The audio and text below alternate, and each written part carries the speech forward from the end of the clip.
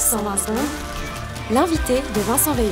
Comment le conflit en Ukraine va-t-il évoluer? Combien de temps va-t-il durer? Et avec quelles conséquences le régime mis en place par Vladimir Poutine peut-il se maintenir durablement? Celui de Kiev peut-il résister aux assauts de son voisin?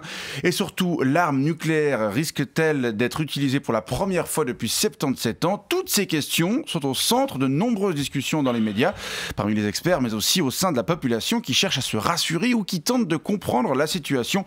Une situation qui est loin d'être simple et qu'on va tenter de synthétiser avec vous. Jean-Christophe Athanasopoulos, bonjour. Bonjour.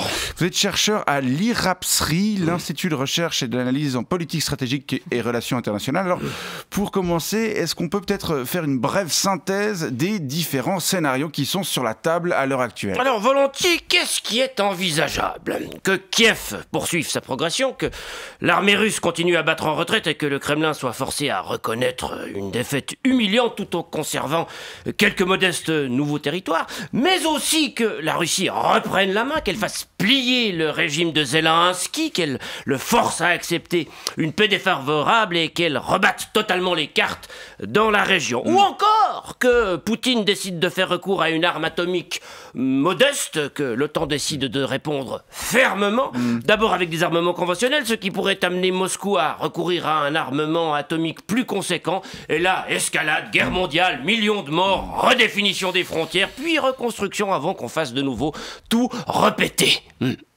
C'est pas très rassurant.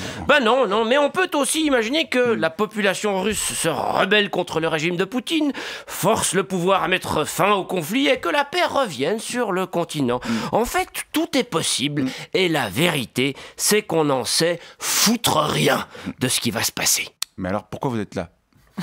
Parce que vous m'avez invité. Vous avez des émissions à remplir, le public se pose des questions. Comme vous, journaliste, êtes encore moins compétent que nous pour lui donner des réponses, vous nous invitez.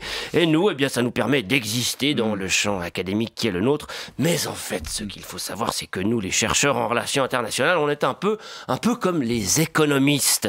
On sait ce qui s'est passé avant, on essaie d'en tirer des théories pour anticiper ce qui se passera après, mais en fait, on n'en sait que dalle. Est-ce que le Crédit Suisse va faire faillite? Est-ce que la Corée du Nord va déclarer la guerre au Japon? Est-ce que l'inflation va être jugulée? Est-ce que Poutine va péter un câble? D'après les théories de A, c'est oui, d'après celles de B, c'est non, mais en fait, no fucking idea. D'accord, mais il y a quand même des scénarios plus crédibles que d'autres. Oui, bien sûr, mais est-ce que les scénarios de l'apparition du Covid ou des attentats du 11 septembre étaient crédibles? Pas vraiment. C'est après les événements qu'on peut analyser, comprendre, expliquer. Et ça, c'est plutôt le job des historiens et des philosophes qu'on est d'ailleurs assez peu à lire parce que le passé, c'est un peu chiant.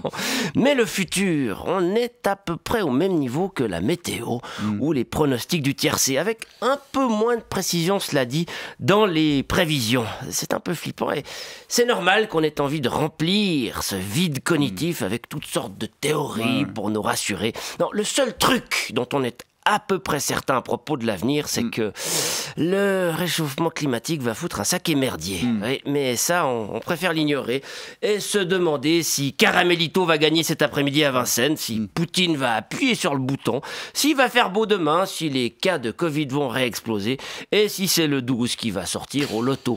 On verra! On verra. En effet, on vous remercie d'être venu ne pas répondre à nos questions ce matin. Jean-Christophe Athanasopoulos, chercheur à l'IRAPSRI. Avec plaisir, je reviens quand vous voulez. Bonne journée.